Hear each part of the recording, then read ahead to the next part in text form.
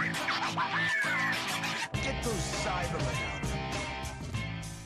Welcome back to the Cybermen, guys. Today we have a deck profile. Dylan, our newest Cyberman, has put together his Soul Striker Janemba deck profile. A couple of you asked for that after we put his Soul Striker Janemba game up. It's undefeated at a couple of locals. Pretty damn good deck.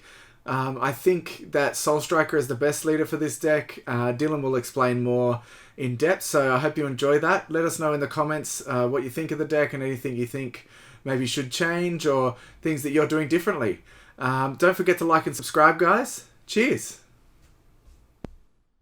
Hey guys, just Dylan here with another deck profile, especially now that we've got the set 12 cards out and legal and ready for locals and ready for store qualifiers.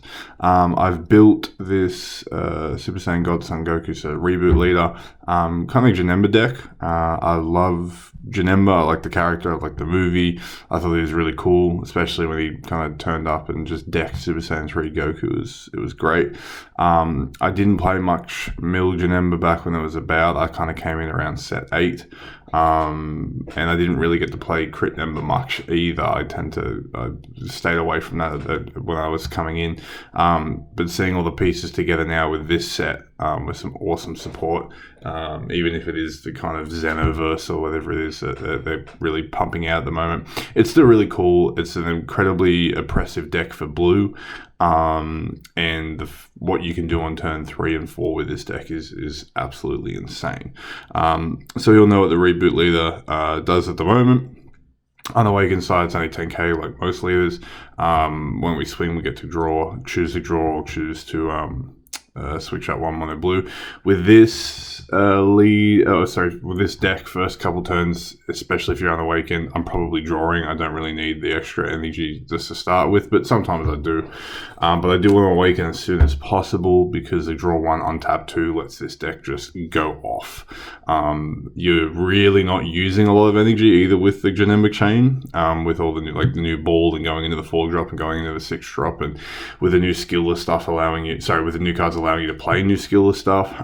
You're really not using a lot of energy, so you can kind of sit back and defend, or you can just hard cast a 3 drop if you need to and still have stuff in reserve.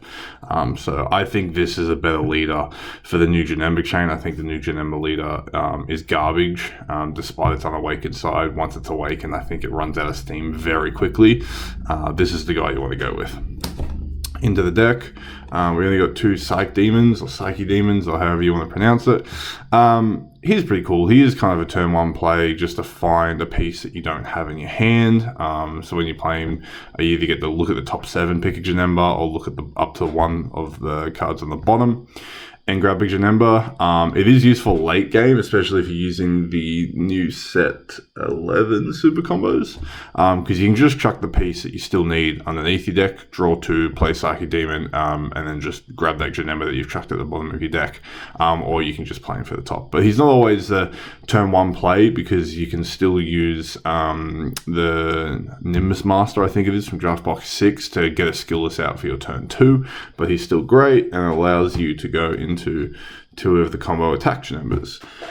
This is kind of the first little thing that you'd want to run to Awaken as soon as possible. Playing him, grabs you a card. This being played on top brings you back to your hand, and then you get to take 1 or 2 up to 1 or 2 from your life and burst. I got to admit, I'm not a huge burst fan. Funny enough, one of my first decks when I first started this game was Black Mask Saiyan, and found it amazing. But these days, I can't, everything that's in my deck, I kind of want them in my deck.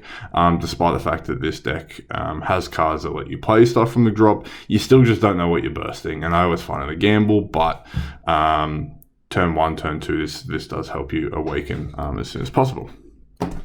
One of, if not probably the best card from Draft Box 6. I bought a playset of these guys for about $15. I was using them before set 12 came out for my Shroom and Salsa deck, and then also my Janemba deck, obviously. And I thought it was unbelievably cheap for $15. Funny enough, now I think each card of these is $15 US each, and I don't see them coming down really anytime soon. A lot of the skillless plays that you can make with this deck, or Shroom and Salsa, or I can't think of anything else at the moment, but they're too good, and they allow you just to keep looping deck get through your deck or loop your drop, which is incredibly useful for a combo. So you almost combo out of the attack, and then you get a 2 drop or less on board for your next turn, ready to go. Great card. Pick it up now. I reckon it's a fantastic card.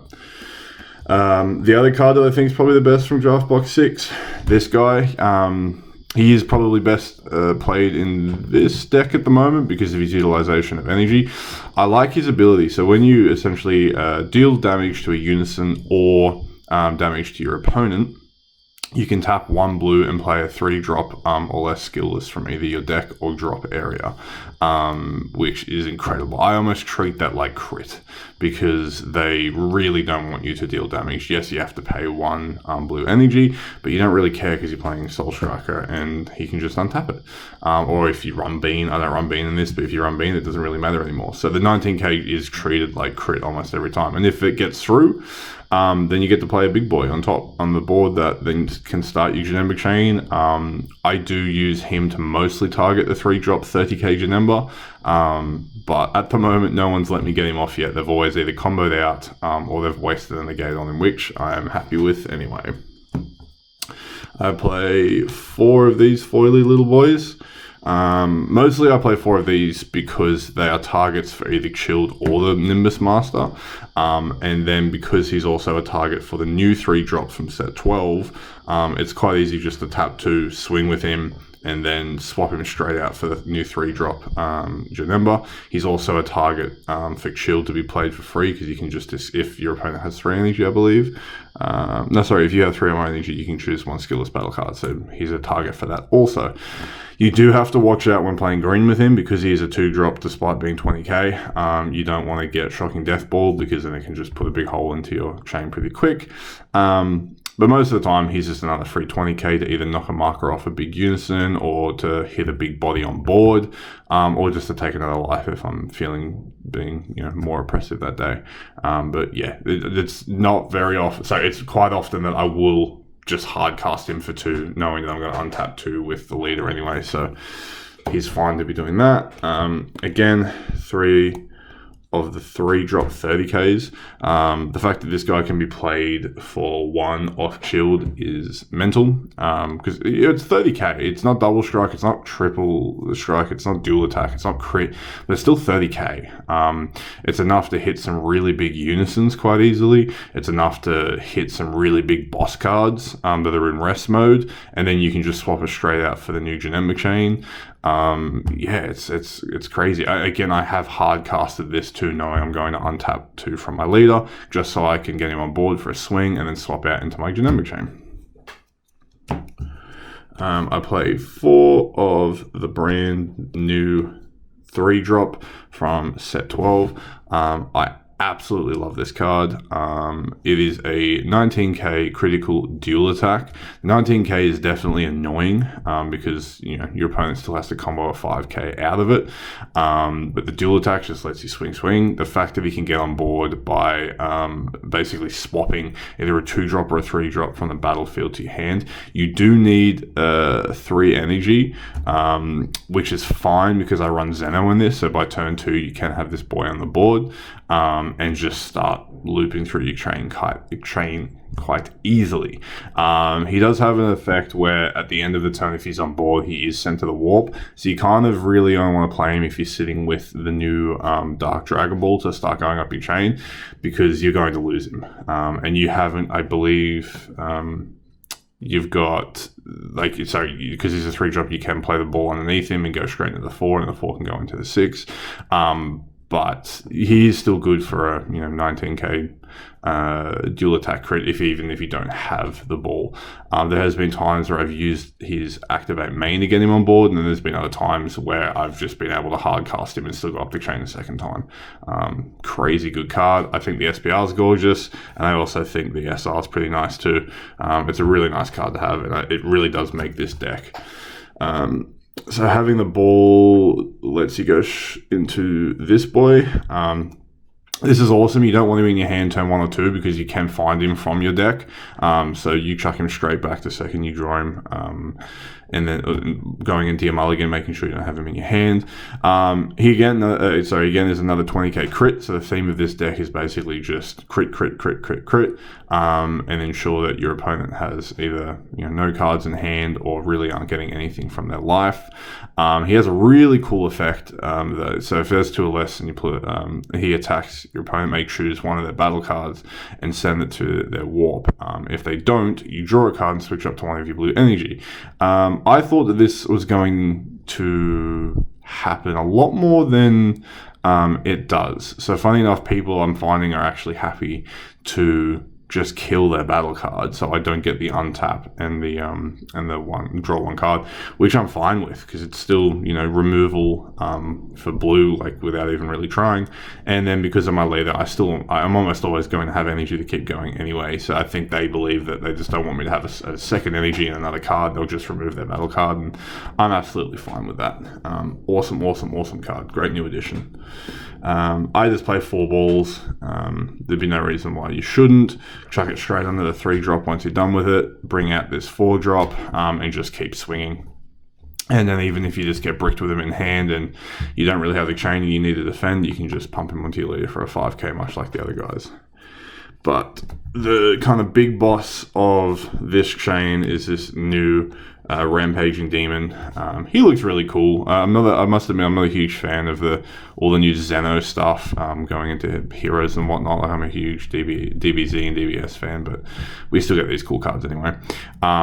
So for 1 energy, once you have that 4-drop out, even when he's tapped and you've swung with him and gotten his effects, you can X-Evolve on top. But his auto is, once it evolves, you draw an additional 2 cards, and then switch this card to active mode. And he's a 25k critical dual attack. So even after being hit with 219 dual crits from the 3-drop, going into the 4-drop for potential removal or another untapping draw, you have a 20k crit going into this guy for another 2-card draw on top of another 25k crit dual attack. I was playing with a friend the other week and got this chain off twice on turn 4, I believe, and he made the joke of being like, this isn't right, like it's blue, this should not be this quick and this oppressive. But it can go off very quickly, especially when your leader hasn't been tapped, and you can just basically untap some energy and go up the chain again. It's a very sequenced deck. Like, you can play skillless, you can bring them back to your hand, you can discard skillless, you can bring shield on, you can attack with shield, you can bring another skillless, you can swap it out into your 3-drop if you have an activated main, you can swing with your 3-drop, you can chuck a ball under it, you can get to the 4. Like, you just got so many plays, so many ways of making sure that you keep things out. And it's an insane card. Like, by the time I've swung with 2 of these, your opponent either has 2 or 3 life, or they've got no cards in hand and they're wondering what they're going to do next turn. So, awesome card. I play 3 of the old draft box Janembas. These guys are really cool. They're 5-drop 20k crits, nothing special, but when you have 3 energy and no other battle cards on board, you can tap 1 blue and get him on top. What I like to do is either get this guy off turn 2 with a Xeno Unison on board and just have a 20k crit swinging at you. Or if I've swung with my entire board and I'm a bit scared of what they have on their board, I can just use Xeno to wipe everything and then still have my energy and play this guy and just keep swinging with crit. He's pretty cool. I'm thinking about 2 or 3. I've played 2 and never seen him, and I've played 3 and he seems to be pretty effective. So I'm pretty happy with him at the moment. Super combos for this deck is this amazing guy. I really like these super combos from, I believe, set 11. Yep. I like the idea of putting 1 under. It works quite well with this deck because, again, Psyche Demon can just grab the Janemba if you chucked him underneath. But he's also really good, like, if you're just stacking with negates or unison that you don't want, you just chuck the unison in and just draw 2 extra cards. I run a lot of battle cards in here, so I'm almost always going to grab another couple battle cards. But I find this super combo to be the best. I have seen some people run the Zamasu super combo for a tap down of blockers and whatnot. But I'm not too fast because the 4-drops auto that lets your opponent KO goes off before blockers sometimes. Sorry, not sometimes, always does. So if they don't kill their blocker, I'm still getting another energy and a card anyway, and they just block a 20k, and then I can still evolve on top of it. If they decide to KO their blocker, then the 20k is going through. So I'm not too fast about tapping blockers. But this super combo is fantastic. I run 3 Zeno. I have had 4. I've had 2 Zeno and 2 Baby Unison. I've had 3 Zeno and 2 Baby Unison. I've had 3 Zeno and 1 Unison, Baby Unison. I'm still figuring it out. I definitely like the Baby Unison as another Awaken con for this leader, but the Zeno just does so much for this deck. It allows you to get the 3 energy very quickly. It allows you just another energy just to keep that chain going, and then it's one of the few ways of me to cause a massive board wipe. So I'm probably not going to get rid of him, but I do like the Baby Unison. He's just not here in the moment, as I lent him to a friend who's playing Store Qualifiers on the weekend. This Trunks is fantastic in this deck. We all know how unbelievably powerful this counterplay is, but this guy basically protects the Janemba chain. He's basically the guardian angel of the Janemba chain, because you keep playing a bunch of skillless or a bunch of cards without deflect or barrier. They can easily just get, especially with green or Yamcha, they can easily just get hit for -15 or the freezing come out KO and just completely remove the chain. So this guy basically stays in my hand and just lets me play my Janemba chain. The second they want to play a freezer or the second they want to play a Yamcha, it gets yeeted straight back to their hand and my chain keeps on going and they can't play counterplays, and neither can I, but I'm not too fussed. Guardian Angel, fantastic card, very overpowered in my opinion.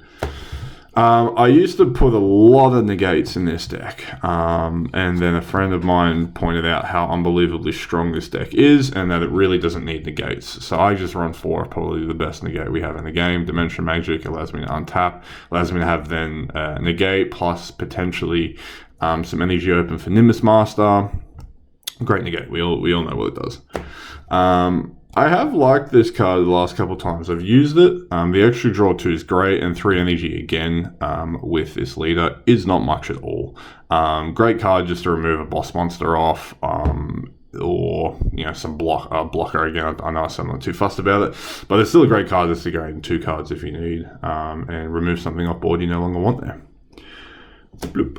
I love this Intersecting Fates. I'm probably going to remove the 2 Ultra Instinct Goku's Kamehameha that I have next and probably put another 1 or 2 of these in. These are awesome.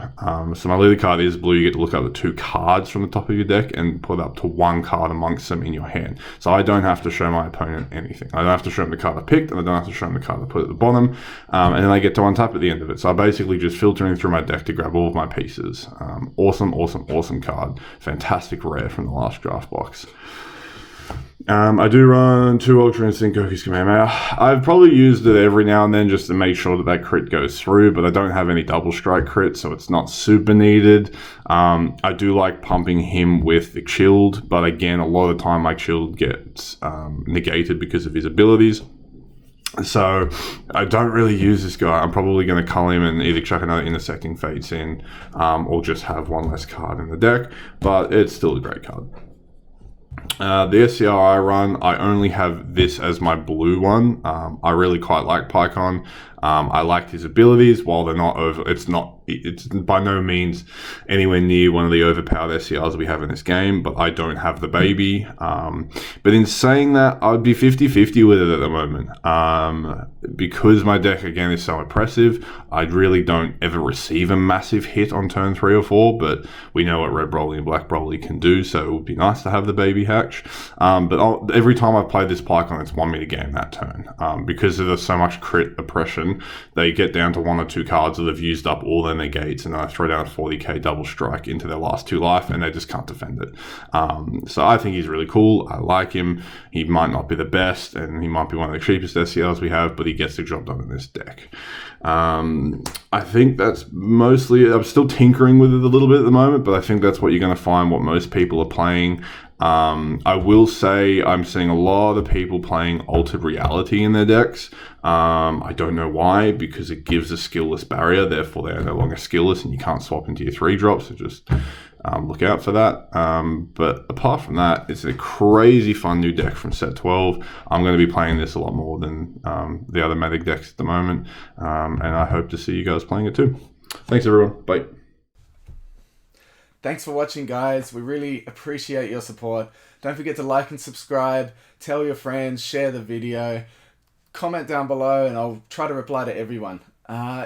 We have now got a store on our website for all Australian residents. So jump on to www.thecybermen.com/shop and you can grab your pre-orders for set 12, pre-orders for set 13, and a bunch of other fun stuff, including custom mats and things like that. We'll be putting some merch up there as well at some point in the next month or so. So look out for that. Again, thanks for watching.